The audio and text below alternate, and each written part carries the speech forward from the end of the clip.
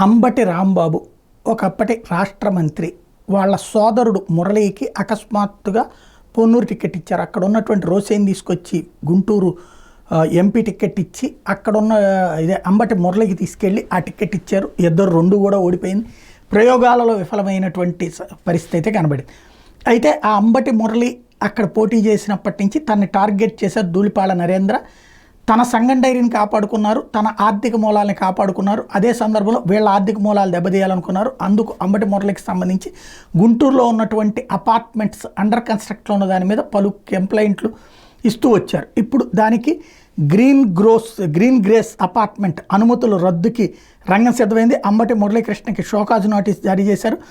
తప్పుడు ధృవపత్రాలు పెట్టి LTP తీసుకున్నారంటూ licence రద్దుకి రంగం సిద్ధమైంది. వాస్తవంగా బహిరంగంగా ఆ వ్యాపారాన్ని దెబ్బతీసేటటువంటి ప్రయత్నం. రియల్ ఎస్టేట్లో లోపాలు లేవంటే ఖచ్చితంగా ఉంటుంటాయి. దాంట్లో పర్మిషన్స్ తీసుకునేటప్పుడు ఎక్కడో చోట ఏదో ఒక దాంట్లో లొసుగుంటానే ఉంటుంది.